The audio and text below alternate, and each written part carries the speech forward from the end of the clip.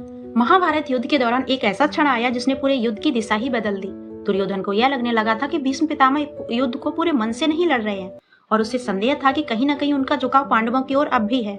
ऐसे में गुस्से से भरे दुर्योधन ने एक दिन पितामह से स्पष्ट शब्दों में कह दिया, पितामह, अगर आप चाहें तो पांडवों को एक ही दिन में समाप्त कर सकते हैं, किंतु आप ऐसा जानबूझकर नहीं कर रहे हैं। भीष्म पितामह कुछ क्षण शांत रहे, फिर उन्होंने अपने गांडीव से 5 दिव्य बाण निकाले और कहा, ये 5 बाण हैं, कल मैं इन्हीं से 5 पांडवों का अंत करूंगा।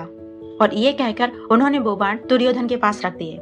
यह दृश्य अत्यंत गंभीर था। इन बाणों को देखते ही श्री कृष्ण समझ गए थे कि अब पांडवों पर सबसे बड़ा संकट आ चुका है। अगर ये बाण चल गए तो युद्ध अगले दिन ही समाप्त हो जाएगा।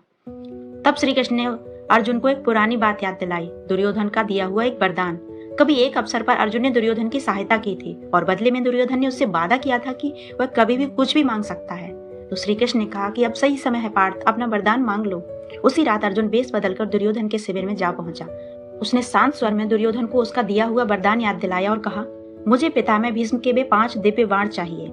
दुर्योधन चौंक गया, एक पल के लिए सन्न रह गया, लेकिन उसे अपना वचन याद आ गया और क्षत्रिय धर्म निभाते हुए मन में पीड़ा होते हुए भी उसने वे 5 बाण अर्जुन को सौंप दिए। अगली सुबह युद्ध भूमि में दुर्योधन ने भीष्म से नए बाण बनाने को कहा। तो भीष्म पितामह ने शांत और दृढ़ स्वर में उत्तर दिया, मैंने वचन दिया था कि इन्हीं 5 बाणों से पांडवों का अंत करूंगा, किंतु अब वे मेरे पास नहीं है और एक बार दिया गया वचन बदला नहीं जाता।